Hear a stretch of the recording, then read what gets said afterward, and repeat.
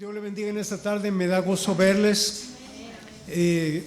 tener esta oportunidad de ver a cada uno de ustedes y estar juntos alabando al Señor.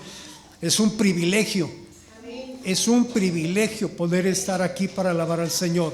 A pesar de todo, y tal vez bajo cualquier circunstancia, pero Dios nos trajo aquí el día de hoy. Amén. Tenemos todos necesidad de Dios, por eso estamos aquí. ¿Sabe cuándo ya no vamos a tener necesidad de Dios?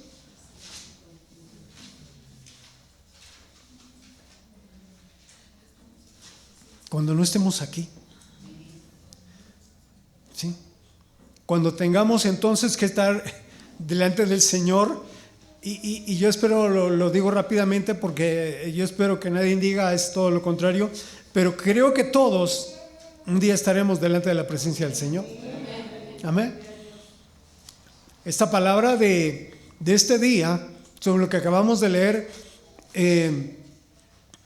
es muy interesante cuando vemos que el Señor Jesús, aún en los detalles pequeños como grandes, vemos que Él estaba muy al pendiente. Vemos que le seguía una multitud. Y hay una palabra ahí que agrega, una gran multitud, como la de Sinaí. Y seguían al Señor. Y a pesar de todo, seguían al Señor. Y a pesar de todo, seguimos al Señor. Amén. Y a pesar de todo lo que estemos viviendo, pasando, vamos siguiendo al Señor.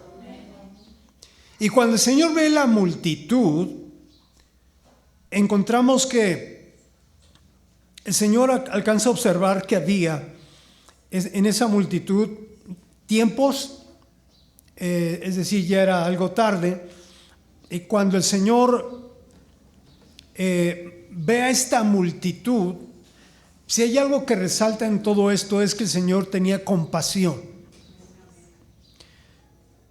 Y al ver este gran grupo, decía, hay gente, los horarios son ya avanzados, pero también no han comido nada. Hay otro pasaje paralelo donde hace esta observación. Y él decía, sí hay alimento espiritual, pero yo deseo que la gente coma, que tenga un algo en su ser para que puedan comer, vamos. Y cuando el Señor le dice a uno de los discípulos que tenía que darle de comer, hay que comprar esto, es Felipe el que atiende este compromiso y Felipe responde, Señor, ¿de dónde compraremos pan para que coman estos? Yo creo que el cálculo de Felipe, un Felipe numérico, no sé si Felipe era contador, pero empezó a sacar números, ¿verdad? Y empieza a decirle, Señor, 200 denarios para que coma esta gente, no va a funcionar. Que compre bolillos ahorita, ¿de dónde compramos bolillos? Eran 200. Y si usted le dijera en la tarea, tienes que conseguir 200 bolillos para ahorita, ¿usted qué haría? ¿No? Y empieza a recorrer las panaderías. Esta no, esta sí, esta no, ya es tarde. Pero en esa tarde, en esa ocasión, hay una palabra que sobresale en esto. Pero esto decía para probarle y probar a los discípulos, verso 6, porque él sabía lo que había de hacer. Y de ahí tomamos en esta tarde. Él sabe lo que tiene que hacer. Repita conmigo, él sabe lo que tiene que hacer. Él sabe. Recordaba esto cuando éramos niños, o cuando aún los niños lo ven, nos dábamos cuenta de las situaciones de hogar o de familia, problemáticas, adversidades, a lo mejor escasez, algunas situaciones de familia. Y cuando pasaba todo ello, de repente no comprendíamos por qué pasaban las cosas. Lo único que decíamos es que mi mamá o mi papá saben lo que hacen. Y a pesar de lo que veíamos y de lo que vivíamos, decíamos, es que ellos saben. Yo ni le pregunto. Yo solamente veo y me quedo callado, me quedo callada, pero mi papá sabe. Déjeme decirle que es lo mismo. A veces hay que quedarse callado con Dios porque Él sabe lo que hace. Amén. Cuando a veces percibimos, y escucho a veces en alguna ocasión, es que sí, la Biblia dice, pero este texto sí, pero pues yo me imagino, yo creo. No, es que dice, pero yo mejor. Cuando escucho eso, es así como decir, Él sí sabe, pero mi opinión es distinta. Dios sí sabe, pero lo que yo vivo. Dios sí sabe, pero lo que estoy pasando. Pero para aquellos que somos hijos de Dios, para aquellos que hemos aceptado a Cristo, para aquellos que hemos dicho, el Señor, el Dios Todopoderoso es mi pastor, amén, es diferente. Tenemos que alzar y ver nuestro rostro, que Él sabe lo que hace. Amén. Somos hijos de Dios, repito, Él es nuestro Padre, somos ovejas de su prado y estamos en las manos del alfarero. Él sabe lo que hace. Por otra parte, también vemos que dependemos de Él. Iglesia, ¿dependemos todavía del Señor? A pesar de todo, sí, a pesar de todo. Hay cosas que están en nuestras manos como seres humanos, pero hay cosas que están en las manos de Dios porque Él es Dios. A Él le toca la parte divina e intervención humana. A veces lo único que nos toca a nosotros es orar. ¿Qué hago? Ore. ¿Qué más? Ore. Cuando estamos en las manos de Dios, déjeme decirle, Él no llega tarde. Cuando estamos en las manos de Dios, Él no se equivoca. Los equivocados somos nosotros todavía. No le pregunto cuánto nos equivocamos en esta semana, pero creo que algunos sí nos equivocamos a veces. Y a veces es necesario hacer la oración que hacía David y decía, líbrame de los errores que me son ocultos. Amén. Sí, todavía somos seres humanos con fallas. Debemos tener muy en claro, amados hermanos, al decir que el Señor sabe lo que hace, que tanto nuestra vida, nuestra familia y la iglesia dependen de Dios. Nadie tenemos la vida comprada. En nuestra vida, repito, si hemos aceptado a Cristo, si Dios es nuestro Padre, si el Señor es nuestro Curios, el que manda, el Señor, Él sabe lo que hace con nosotros. Pasaremos etapas, pasaremos situaciones, las pasaremos. Y a veces decimos, Señor, ¿por qué? O tal vez el ¿para qué? Llega el momento que a veces nos cerramos y decimos, no entiendo lo que me está pasando. Pero la parte interesante es, Él sí sabe. Viendo un poquito la parte personal en esto, cada uno de nosotros tenemos diferentes experiencias con Dios. No todo en la parte de personal o en la parte individual nos sucede todo lo mismo, no. Pero detrás de todo lo personal, de todo lo que podamos vivir como individuos, hijos de Dios, cristianos, o me refiero, Dios está detrás de todo esto. Dios es un Dios que le interesamos, usted le interesa. Somos gente que no estamos escondidos a la vista de Dios. Somos gente que estamos visibles a Dios, ante Dios, y Él está detrás de todo. A lo mejor dirá, no entiendo, no comprendo. Y viene un poquito a esto a mencionarse cuando María, la Madre del Señor, vamos a ubicar un poquito este punto ahí. Fue una mujer que estando en alguna ocasión sola, llega a la visitación de un ángel. Y el ángel le dice, María, no temas. Ponga mucha atención cuando lea la Biblia y encuentre la palabra no temas, porque se lo dice. Así que, iglesia, no tema. Yo esperaba a mí. Iglesia, no tema. No tema. Sí, hay cosas, situaciones, sí, pero no tema. El Señor envía el ángel dice, porque has hallado gracia delante de Dios, y ahora concebirás en tu vientre y darás a luz un hijo. Y empieza la descripción desde cómo le llamaría y qué iba a pasar con él. Para empezar, se llamaría Jesús. Y yo quiero imaginar a María en este evento, en este suceso, cómo ella estaba preparada para la visitación de un ángel. Y eso me llevó a pensar, ¿estaremos preparados para ver la manifestación de un ángel? Yo creo que no. A lo mejor si ahorita en el tiempo de la alabanza, mire qué hermoso es adorar como iglesia, como pueblo. Hay un mover de Dios glorioso, aproveche, hermano. Amén. El fluir de Dios, la gloria de Dios, oración, oraciones en lenguas, mover del Espíritu Santo, aprovechelo. Y en ese momento yo creo que hay ángeles. No los vemos porque tal vez no nos es permitido, ¿verdad? Pero ¿qué haríamos si se parara un ángel aquí a un lado del que está dirigiendo, atravesar aquí el techo donde usted nada más viera de la mejor de aquí para abajo? ¿Qué haría? Igual así un silencio tremendo. A lo mejor uno se quedarían fríos. ¿Qué es eso? Y no, mejor ya me voy porque aquí ya se aparecen cosas. Pero no estamos preparados todavía por lo sobrenatural de Dios. Y lo sobrenatural de Dios es maravilloso, es otro nivel, pero otro día hablamos de lo sobrenatural de Dios. María estaba preparada para ver algo sobrenatural, para escuchar algo sobrenatural, y cuando llega el nombre del Señor Jesús, no había nadie que se llamara Jesús.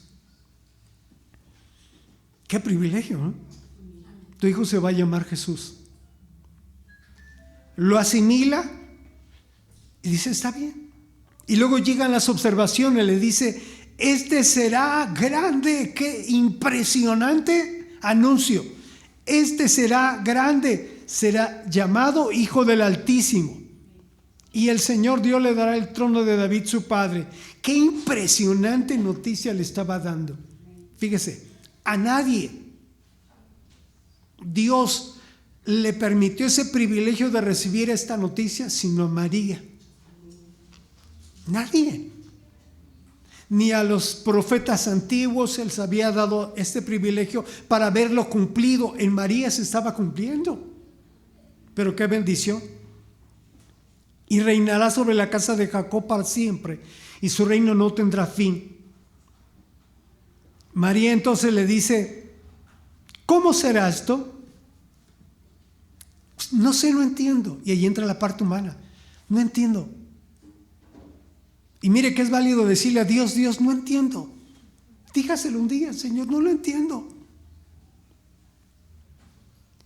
Y la otra parte, María le dice, he aquí tu sierva, hágase conforme a tu palabra.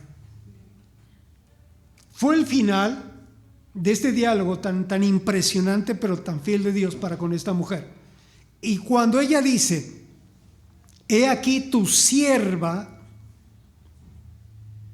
vemos la humildad y vemos el corazón de esta mujer para obedecer al Señor. De repente no entiendo, Señor, pero obedezco. Entiendo y lo acepto. No entiendo. Y la palabra final que le dice, hágase conforme a tu palabra. Como diciendo, de repente no entiendo, pero tú sabes lo que haces. Es el corazón de alguien que está obediente, que está humilde y que está completamente entregada al Señor. Señor, hágase conforme a tu palabra. Confío lo que haces, Dios, conmigo, y confío lo que viene en mi futuro porque tú sabes lo que haces. Amén. Confío que tú lo harás.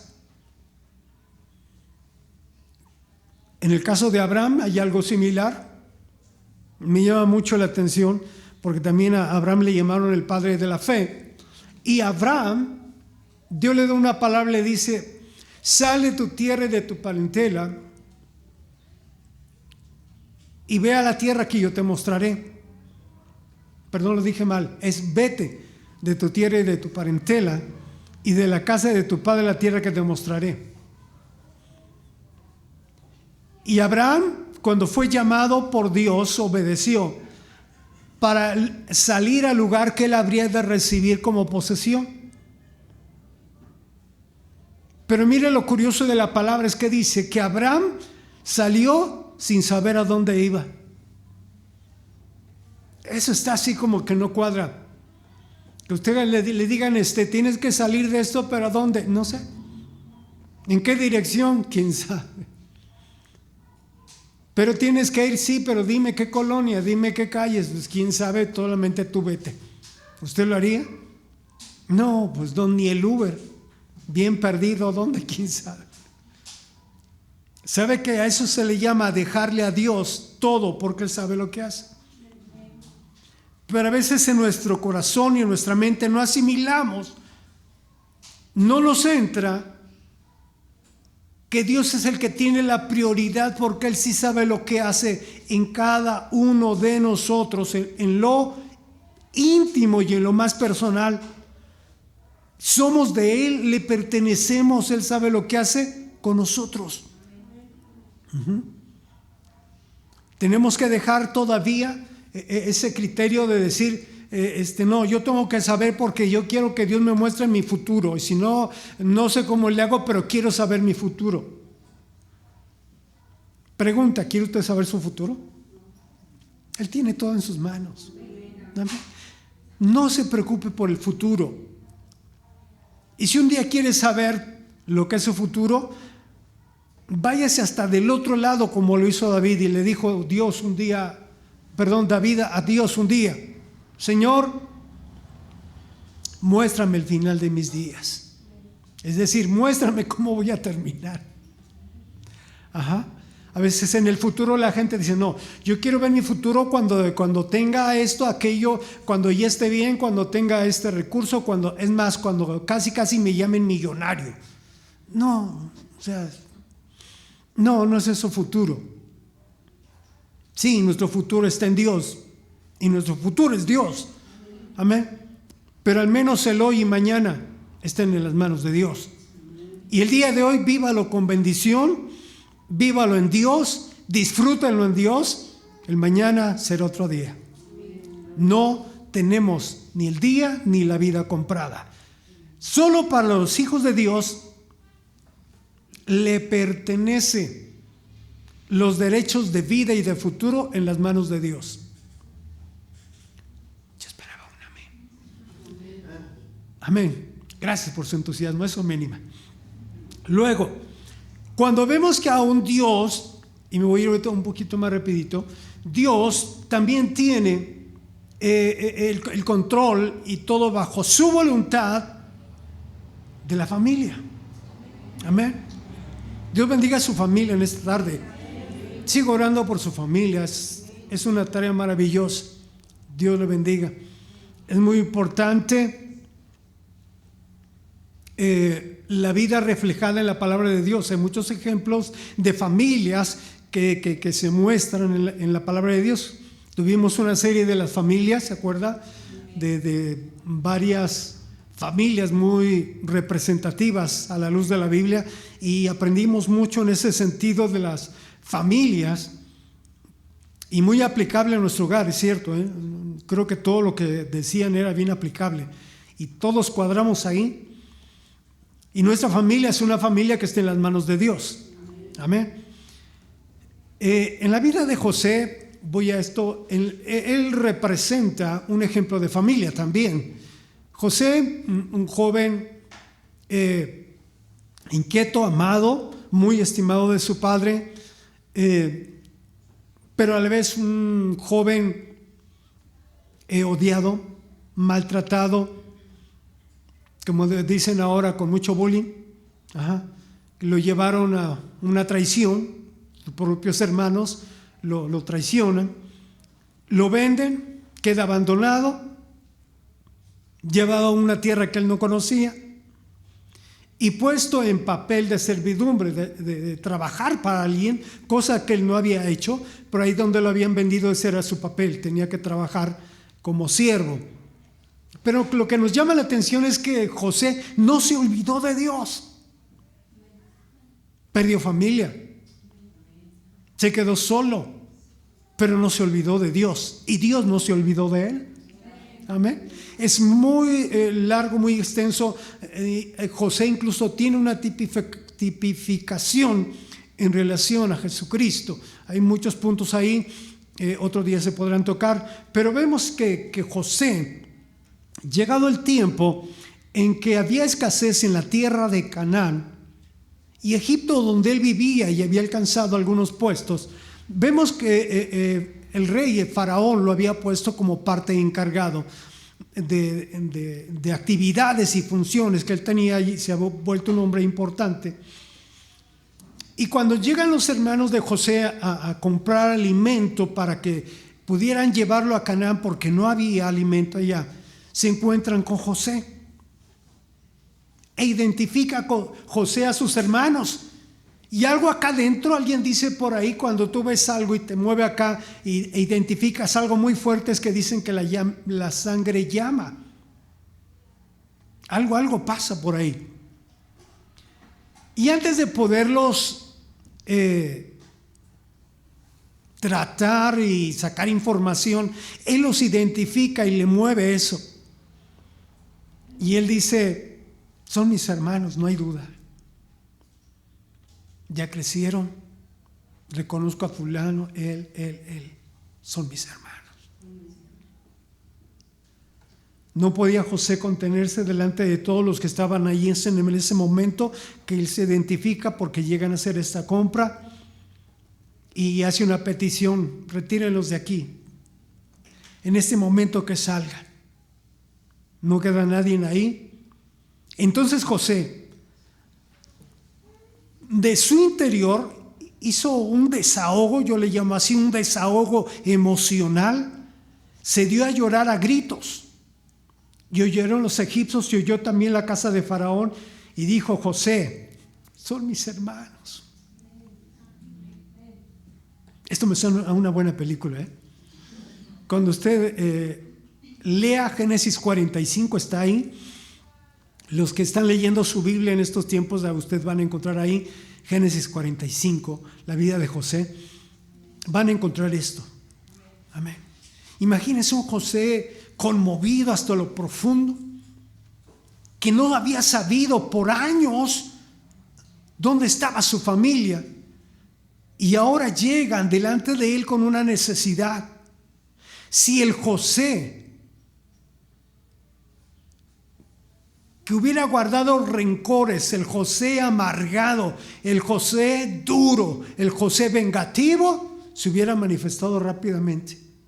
Agárrenlos. Ellos son así y así, y a mí me hicieron, y a mí tal día y pasó y esto, y así que agárrenlos y llévenlos al calabozo o a la cárcel o ahí donde tienen que estar. Vamos a arreglar cuentas. ¿No? Lloró. Todo se le juntó emocionalmente. Llega el momento que se para frente a ellos y les dice, yo soy José. Y allí entra en ellos, yo me imagino los hermanos, así como un conflicto, pero a la vez como un recordar, y va su mente hacia atrás y dice, es que teníamos un hermano, José. Pero él le lanza directamente eso. Yo soy José.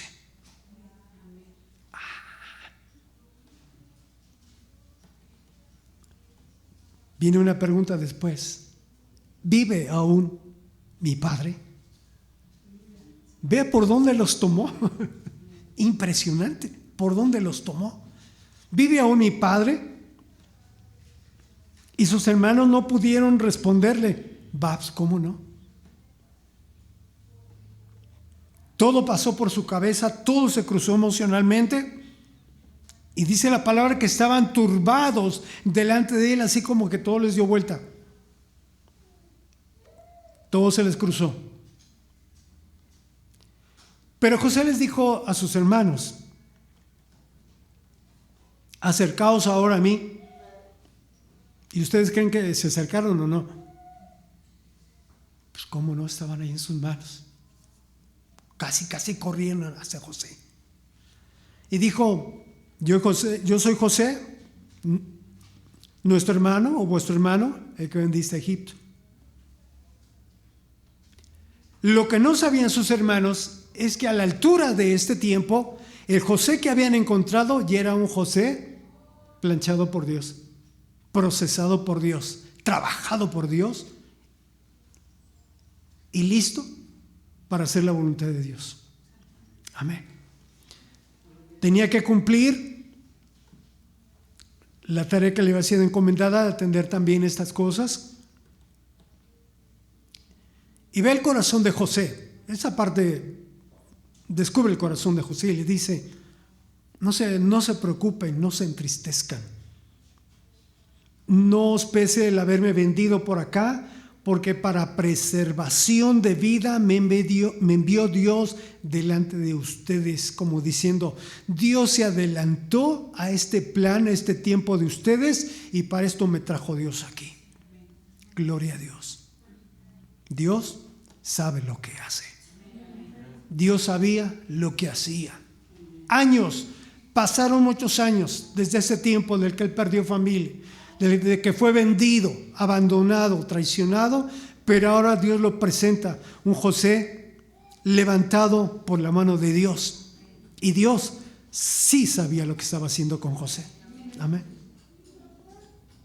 No tenemos, hermano, que ganarle a Dios. Y le digo una palabra en esta tarde: no se adelante a Dios, dejémoslo trabajar en su tiempo. No nos adelantemos, ni andemos haciendo argumentos, ni tampoco situaciones. Y si hay algo que usted quiera reclamarle, reclámele a Dios. Pero dejémoslo trabajar en su tiempo. El tiempo de Él es perfecto, el tiempo de Dios es adecuado. Nuestro tiempo no es el mismo de Dios, pero sí, su intervención es precisa en el momento adecuado. Él no llega tarde. Amén. Él sabe lo que hace. Amén. Final de este momento, de esta historia familiar, encontramos a un José que va a Faraón y le explica la situación de sus hermanos, de su padre. Manda llamar a su padre y a su familia. Faraón le da todas las facilidades. Es más, Faraón le facilitó los carros, famosos carros de Faraón, para que trajeran a su padre, sus hermanos y a la familia de ellos. Y finalmente dice dentro de los escritos que José estuvo con su familia, con sus padres, su padre y sus hermanos, y vivieron en la tierra de Gosén. Y de ahí surge después la nación de Israel. Vea qué bendición. Dios no se equivoca. Dios sabe lo que hace. Diga conmigo: Dios sabe lo que hace. Déjenme rápidamente. Aquellos que hemos entregado nuestra vida al Señor, aquellos que hemos reconocido al Señor de nuestra vida, el que nos perdona, el que sana nuestras dolencias, el que nos corona de favores y misericordias, el que sacia de bien nuestra vida. Él sabe lo que hace con nosotros y sabe lo que hace como iglesia. Él sabe lo que hace con la iglesia. Es su iglesia. Nadie ha pagado un alto precio como el que ha pagado el Señor Jesús por su iglesia. El precio de sangre, el precio de su misma vida por la iglesia. No somos dueños de ella, simplemente somos administradores. Y Él como dueño, Él sabe lo que hace con la iglesia. Amén. Efesios dice: Cristo amó a la iglesia y se entregó a sí mismo por ella, para santificarla, habiéndola purificado en el lavamiento del agua por la palabra. El Señor Jesús sabe, conoce a detalle.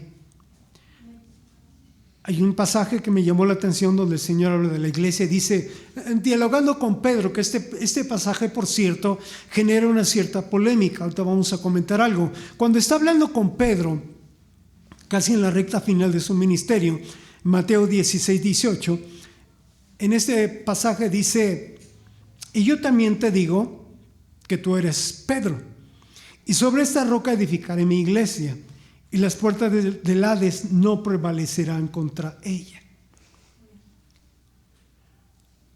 Primeramente hace una palabra de identidad y le dice: tú eres Pedro. Vaya que amaba a Pedro. Ajá. Inquieto, muy dinámico, atrevido, arrojado, a veces imprudente, pero era el Pedro, clave dentro de la historia de la iglesia. Y le dice: tú también eres Pedro. Y viene la parte que a veces causa un poquito de controversia, de confusión, y le dice: y sobre esta roca edificaré mi iglesia. Dos cosas. Él está hablando de una manera muy clara, refiriéndose a él, no a Pedro. Esta roca, sobre esta roca edificaré mi iglesia. Amén. ¿Estamos bien? Y es la primera vez, y para ser un poquito más claro, el único que tenía el derecho y privilegio de hablar de la iglesia era el Señor Jesús en ese momento. Es la primera vez que el Señor refiere a la iglesia. Él estaba hablando por primera vez de su amada. Era referirse con todo su corazón a su iglesia. Privilegio de que el Señor Jesús está hablando de la iglesia en un momento crucial. Amén. Es la palabra que el Señor usa, si estoy bien, eclesia. ¿Eclesia? ¿Estoy bien, pastora? Eclesía. Bien, necesito tomar unas clases de inglés, pero ahí voy. Esta palabra es muy simbólica, es muy importante. De ahí el Señor empieza a referirse a este tipo de palabras, pero también de eventos impresionantes. La iglesia a la que se refiere no es una iglesia religiosa. A la iglesia a la que se refiere es lo que tenemos el día de hoy, pero es una iglesia bajo normas espirituales del poder de Dios en la iglesia. Usted y yo la conformamos. Usted y yo conformamos la iglesia. Amén. Y seguidamente le dice: edificaré mi iglesia. Y eso, edificar, demuestra que el Señor Jesús estaba anticipando la forma de poder levantar, construir, edificar la iglesia. Fíjese bien, cada vez que venimos a una reunión, es edificada nuestra alma, nuestro corazón, nuestro espíritu, cuando adoramos y bendecimos al Señor. Cuando su gloria se mueve, cuando su poder se manifiesta, nuestra vida está siendo edificada. Porque es su iglesia. Cuando llega el momento de la palabra de Dios, del mensaje, de lo que se va a compartir, nos damos cuenta que es la parte de edificación. El Señor Jesús no se refirió a otra cosa. Él no dijo: y a la iglesia la voy a hacer popular. Y mi iglesia va a ser una iglesia empoderada. Ah, no, y la iglesia va a ser, pero bien pesada económicamente. No. La edificación más simbólica y que debe de marcar nuestra vida es la edificación a la luz de la palabra de Dios. Y esto ocurrió a través de los discípulos, después los apóstoles. La forma que edificaban la iglesia es con la palabra. ¿Cómo vamos a ser edificados también? Con la palabra. Es lo que necesitamos hoy, con la palabra, con el conocimiento. Creced en el conocimiento de Dios. Conozcamos más la palabra del Señor. Amén. El Antiguo Testamento es la fotografía en blanco y negro, pero cuando usted lee el Nuevo Testamento es la fotografía en colores. No sé si me explique. Qué bonito, ¿no? Pero hay que conocer también el Antiguo Testamento. Vemos también esta declaración del Señor Jesús. Al decir mi iglesia, está hablando de una propiedad inviolable. Es mi iglesia. Le pertenece. Él trae a su pueblo en común para edificar la iglesia. El edificar en un conocimiento firme. Si hay algo que el Señor busca, es que el conocimiento que usted pueda adquirir esté firme. Un conocimiento firme, seguro, que pueda decir usted, a pesar de todo, yo sé en quién he creído. No me mueve. Sí, sucede y pasa, sí, pero yo sé en quién he creído. Él edifica algo que a Él le pertenece. Él edifica sobre su iglesia. No hay otra norma, déjenme decirle. No hay otra norma ni hay otro más, solamente edificar a su iglesia. Él edifica porque hay un futuro para su iglesia. ¿Está de acuerdo? Hay un futuro para la iglesia, ¿sí?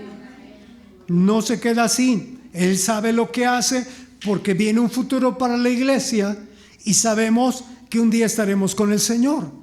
Amén. ¿Ya le quedó claro? Tenemos que estar un día con el Señor. Y un día vamos a hablar de qué vamos a hacer ahí con el Señor. Señor, ya llegué. Usted se va a quedar así. Pero ese es otro tema y algo muy especial, porque tiene sentido el que lleguemos a la presencia de Dios. Así que vamos por parte. Después, cuando dice el Señor, y las puertas del Hades no prevalecerán contra ella. Esa palabra, hermano, es muy fuerte. Contra ella. Hay cosas contra ella. Pero ¿qué creen? No va a prevalecer. El Señor Jesús ofreció una promesa. Ni el lugar de muerte, ni condenados, ni las fosas, ni el estado de los muertos, ni la sombra, ni oscuridad, ni penetrante oscuridad van a conquistar a la iglesia. Amén. Es una promesa de gran valor en estos tiempos que estamos viviendo, últimos tiempos desalentadores, tiempos de crueldad, tiempos de maldad. Pero Él sabe tener cuidado de la iglesia. Amén.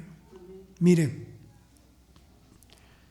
en estos días que estamos ya próximos a concluir este mes y entramos a los días, ¿cómo abre noviembre, no?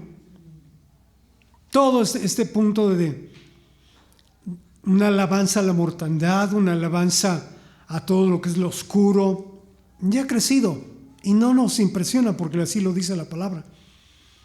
Ese Halloween siempre ha sido una festividad en contra y burla de la iglesia, que mezcla la parte infantil, pero por otro lado vemos que los niños son de Cristo. Ellos le pertenecen al Señor y los niños tienen acceso muy directo a Dios. Pero la parte que estoy comentando es la parte de burla, de usar a los niños, y los niños ahí empiezan a involucrarse, vestirse y demás. Y yo creo que ahorita es un recordatorio para todo lo que viene. Y algunos niños, me dan mi calaverita. ¿Sabe lo que está diciendo, no? Dame mi muerte. Por eso veo que hay tantos niños tremendamente en esta situación de desaparición y muerte. Pero vemos también que se levantan argumentos y enseñanzas muy fuertes en contra de la iglesia. Y vemos principalmente que todo lo que ocurre en esos días, lo resumo en una palabra, es una burla. ¿Qué vamos a hacer? Vamos a orar. Pongamos nuestra vida, la iglesia, los niños, los chicos de nuestra familia y demás en las manos de Dios. Amén. Tenemos, hermanos, que poner que Dios, el Señor mismo, es el que vela por nuestra vida. Jehová es tu guardador. Jehová es tu sombra a tu mano derecha. No te fatigará de día ni la luna de noche. Y encontramos que aún a pesar de todo, en estos días que son días terribles, muy pesados, no sé si usted lo ha percibido, si se percibe un ambiente muy pesado, dijo el Señor, ni las puertas del Hades van a prevalecer contra ella. Que se levante, sí, pero es que Dios tiene el control. ¿Amén? No tenemos por qué temer. Oramos, sí oramos, pero le dejo algo más. Glorifica al Señor. Oscuridad, nosotros alabanza. Aquellos maldicen, nosotros bendecimos. Amén. Las tinieblas, nosotros somos luz. Amén. Rogamos que Dios tenga misericordia de todo eso, pero también, aún en esta situación, el Señor dice, no participes en las obras infructuosas de las tinieblas. Estoy en Efesios 5:11, para los que están escribiendo. Efesios 5:11 dice, y no participes en las obras infructuosas de las tinieblas, sino más bien, repréndelas. Es que me voy a vestir, cálmese. Ya casi el niño ve que está aflojando la chancla, ¿no? Se calma. Es que me dijeron que yo me parezco. Nada, usted es hijo de Dios. Nada. Amén. Repréndalas. Así dice la Biblia, Efesios 5:11. Por eso le estoy diciendo que usted está anotando y lo está leyendo. Así dice la Biblia. En lugar de asociarnos con las tinieblas, tenemos que hacer que el Señor resplandezca en medio de nuestra vida, en medio de nuestra familia, en medio de la iglesia. Amén. El Señor sabe lo que hace.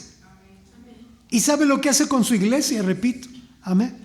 A fin de presentársela a sí mismo una iglesia gloriosa, que no tuviese mancha ni arruga, ni cosa semejante, sino que fuese santa y sin mancha. El Señor sabe lo que hace para cumplir esta palabra, esta promesa. Esto de Efesios 5:27 que le estoy mencionando está, hermano, por cumplirse. Es una palabra profética para que al fin pueda ser presentada esta iglesia para sí mismo. Decir, esto es lo que yo hice con mi iglesia. Esta es mi amada. Me la presento sin mancha. Me la presento sin arruga, ni ninguna cosa semejante. Nada.